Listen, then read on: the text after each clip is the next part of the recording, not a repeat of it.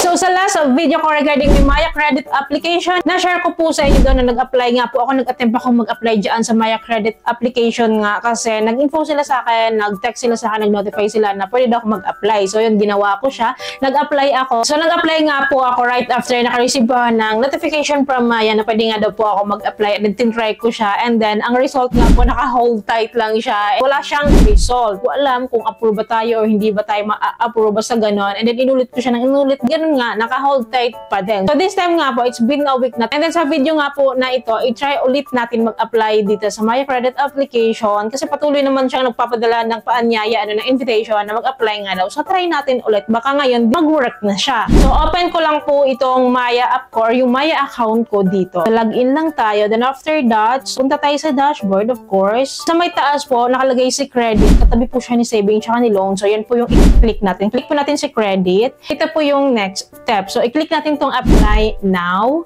And sa next step po, so ipapakita lang sa atin kung ano ba yung magiging function ni Maya Credit or ni Maya Easy Credit. So, we can loan that after 30,000 pesos. Then, pwede po natin itong magamit sa mga to, yung nandito sa baba, yung mga yan. And then, after that, kung naiintindihan naman na natin yan, so, click lang natin itong apply now para makapag-proceed na tayo for the next step. And then, ito agad yung lalabas. So, ito po yung privacy natin. So, terms and conditions ni Maya before proceeding. So, after this, click lang natin itong continue. And then, there are 3 steps to apply nga po dito. So, first, we need to fill up this billing details and then the personal details natin. Then, email address na nandyan. Then, as is na po yung email address natin dyan. So, anyways, click lang natin itong billing details ha. Pipili po tayo ng billing end date. So, nakalagay dito, para mas maintindihan niyo itong billing date na to, nakalagay dito, the day you select is the cut-off for all your credit transaction per billing coverage period.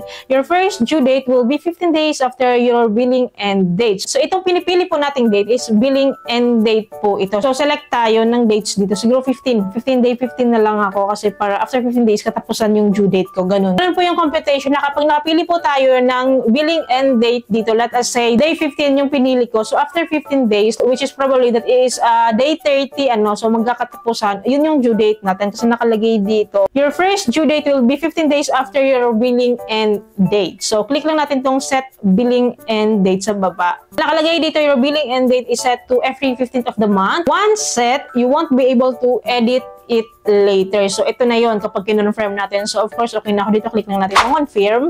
Then, right after that, pilapan lang natin itong personal details na hindi pa napilapan like gender, marital status, and more. And then, naka-optional naman yung iba dito. So, hindi na need. So, click lang natin itong continue. Dito po, assign a contact reference. So, nangingi siya ng contact reference kahit isa lang. Right after here, so, baba lang natin. Click lang natin itong continue.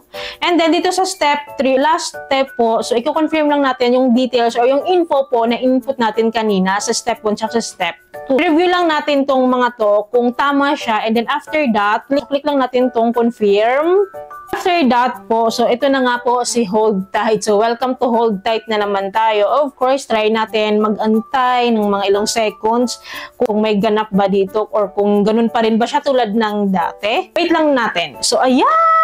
So, may result na po tayo. So, nakakalungkot. Nakalagay dito, Maya Easy Credit isn't ready for you yet. Hindi pa daw siya ready sa akin. So, this doesn't mean po na disapproved tayo dito or rejected tayo dito. Then, nakalagay nga po dito sa baba, to improve your chances of getting Maya Easy Credit, keep using Maya to pay your bills or pay via QR card at our partner merchant. So, yan daw po dapat gawin. Yan po yung tips na mabibigay nila para maka-avail daw tayo ng ganitong offer ni Maya Credit. Nakalagay po dito sa mga, we'll let you know when Maya Easy Credit is ready for you or apply again after 60 days. So, after 2 months na nag-apply tayo ngayon, makakapag-re-apply tayo ulit. Pwede kaya if ever na meron tayong offer sa kanila is magno-notify na lang daw sila sa atin. Mag-message na lang daw sila, nakalagay naman dito. Or kung wala pa rin silang offer with a few days or few weeks, so antayin daw natin yung 60 days, then mag-re-apply daw tayo ulit. Hindi naman po ako ganong affected dito sa rejection ni Maya na kasi ako talaga nag-expect na talaga talaga ako nito kasi kailan lang ako nag-fund dito sa Maya and then winidraw ko din siya after a week and I don't expect much talaga dito kasi nga hindi po ako frequent gumagamit ng Maya app. So kailan lang din ako naging active dito kasi gusto ko nga pong ma-unlock itong mga features, mga loan feature nga po ni Maya like Maya Credit and Maya Personal Loan. Of course, malaking bagay kasi na ma-unlock natin tong mga pagganito ni Maya. Kasi for the future, mga kailangan tayo nito. At least meron tayong opportunity to loan. Bali, ang corrective action ko para magkaroon ng offer sa akin si Maya. Sa Maya Credit o sa Maya Personal Loan, no? Nag-fund ako agad. So, nag-fund ako agad-agad ngayon sa aking Maya. And yan, kahit 1,000 pesos lang yung finan ko dyan. Hindi ko alam kung ano yung validity niyan. Kung kailan siya ma-offeran. Pero mas pwede na rin na may pondo tayo dyan. And recently lang din, nagbayad ako dyan ng aking Meralco bill. So, let's say kung may ganap sa atin si Maya. Kasi I heard kasi, some of you, meron kayong finance sa Maya nyo. Like 100 pesos nga lang, 50 pesos yung iba.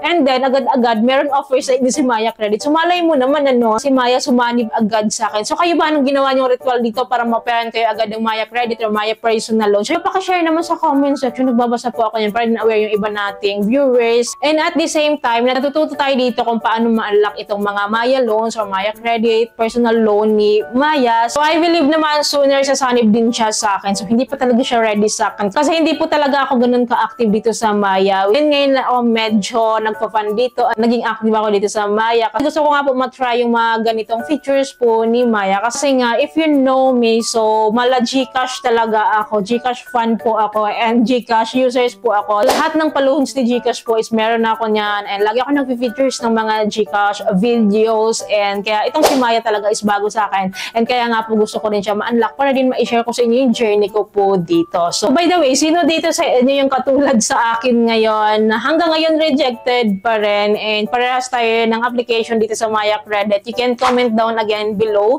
sa comment section yung experience nyo dito sa Maya para rin aware ako na hindi lang ako nag-iisa na ganito. Anyway, mag-update na lang po ako sa inyo time to time sa journey ko dito sa aking Maya Credit application, sa aking Maya loan ganaps dito. So, i-update ko po kayo time to time regarding my journey here. Dapat po nakasubscribe kayo and click yung bell button para lahat ng videos ko is updated and notified po kayo. I hope may natutunan kayo sa video ito. I hope nakatulong tong video sa inyo. Bago kayo malis sa channel ko, please don't forget to like and share. And thank you po for watching this video. Bye!